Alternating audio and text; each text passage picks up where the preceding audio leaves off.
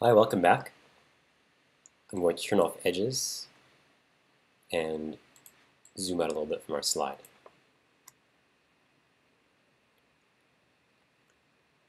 And just in case you didn't catch this before, you can also zoom into your slice view using this slider on the bottom of the screen.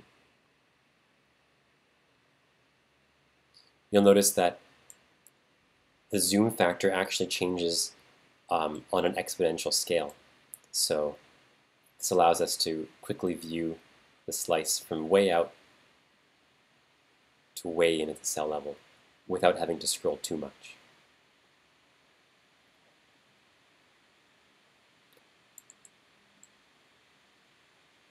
Okay, now I'm going to skip over the Mask tab and jump to the Transform tab.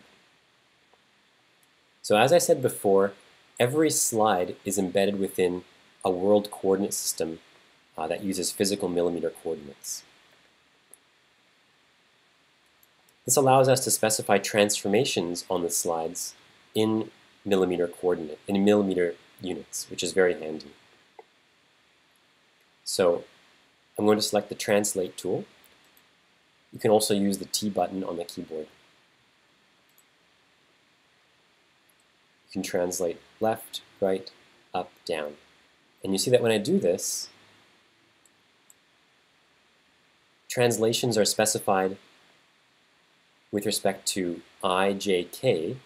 These are the local slice coordinates, but in millimeters. You can also rotate your slice. The crosshairs that show up here are the center of rotation. You can move that center of rotation using the right button.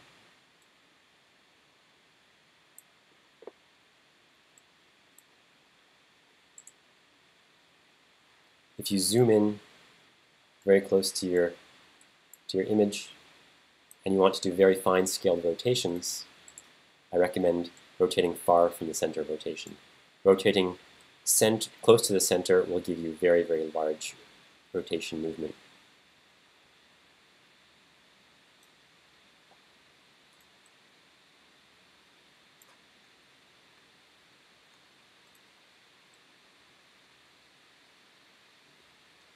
Okay, so these I, J, K coordinates that we see here for the translation actually correspond to the translation with respect to the view. There's one more translation coordinate that we have not shown, and that is this K coordinate, which can be accessed by using the right button and dragging. And you can see that the slice can be dragged into the positive K territory and backwards again. This gray line corresponds to the location K equals 0,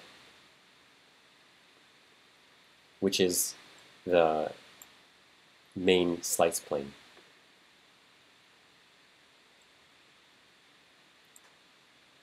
I'd like to note that all these transformations can be applied to the slice at any resolution level. So I've zoomed in to 744 pixels per millimeter, and all of our translations and rotations apply at this resolution layer. Also notice that the orthogonal cross-section views update in real time.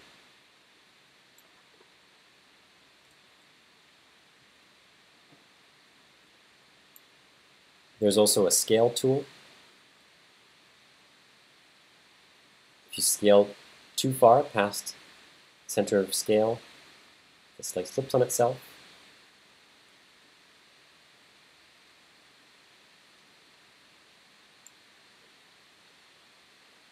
And there is a shear tool. Now shear is a little bit more complicated because it can be parameterized in two different ways. I'll show the shear angle parameterization first, which uses 2 degrees of freedom. And I'll reset the identity transform just to make things clear. So the slice can be sheared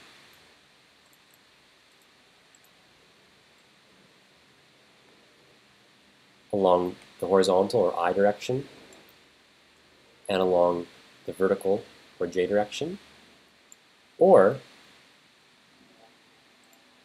You can choose to use a scale rotation to parameterize shear, in which case this shear parameter actually corresponds to the angle applied prior to the scale transformation. So if I've now scaled the image, then shear will make sense. Shear is actually the rotation applied prior to the scale.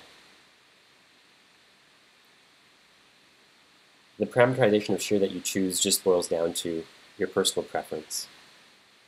I prefer to use the single DOF parameterization of shear using the scale rotation because it involves fewer degrees of freedom, and it also makes a little bit more intuitive sense to me.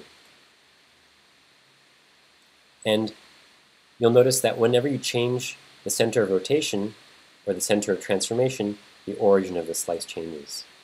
So when I say center of rotation, center of scale, origin, those all correspond to the same thing. You can even move the center of rotation off of the slice itself.